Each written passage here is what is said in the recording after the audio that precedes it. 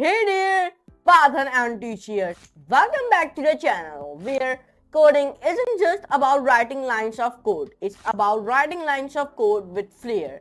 Today we are Python. I know, decorators sound like something you hang on a Christmas tree.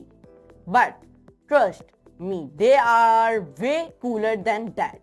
These little magic tricks can make your code cleaner and more elegant.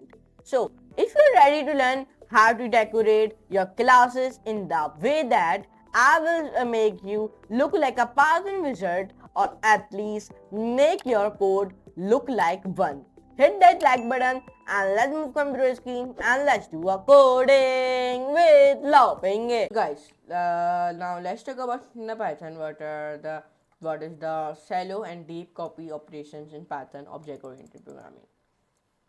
When you are working with the objects in Python, copying them can be done using a shallow copy or deep copy. These techniques determine how the object's nested elements are handled. First, shallow copy. A shallow copy creates a new object but does not create a copies of the objects that the original references. Okay, it copies the references to the nested objects, meaning changes to mutable nested objects will affect the copied object. This one code example is showing you. In this example we add a copy module. Okay, so let's run this example without wasting any time.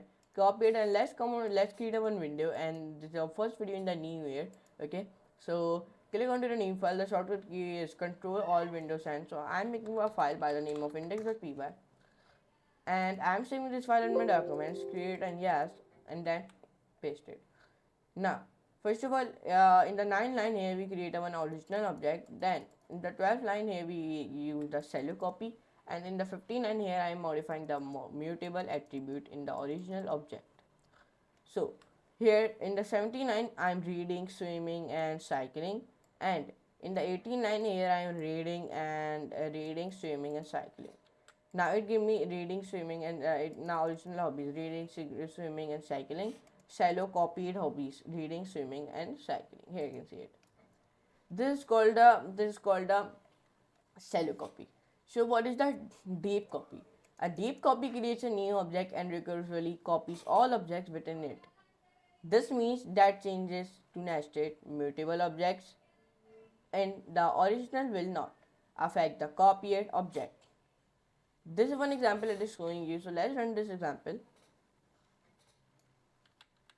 Copy, paste.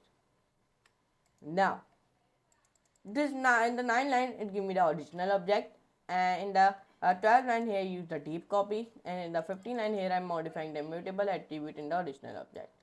Now in the original hobbies it give me gaming, cooking and fishing, and in the deep copied hobbies it give me gaming and cooking. Let me show you.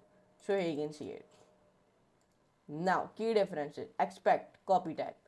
Shallow copy copies the reference to nested object. Deep copy recursively copies the nested object. Memory usage: shallow copy lower memory usage, and in the deep copy there is a high memory usage.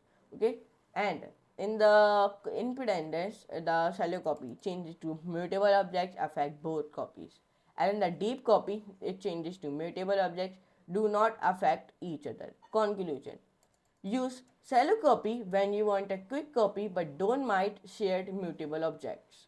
Number 2. Use the deep copy when you need complete independence between the original and copied objects.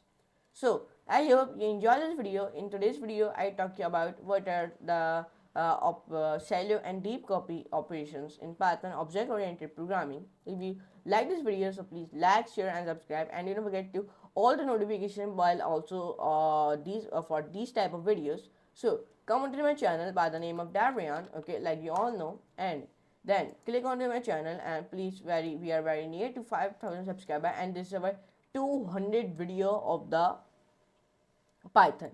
This is our 200 video we completed of the Python. Okay, this is our 200 video we completed of the Python. Let me show you. Oh, here you can see it. This is 199. This is the 199. So this is the 200. So we successfully completed 200 videos on this channel about the Python. So I hope you enjoyed the journey also. And then you only want to do it, come here, and then and you successfully completed my 1000 subscriber on my 1000 views on my playlist, so thanks for it.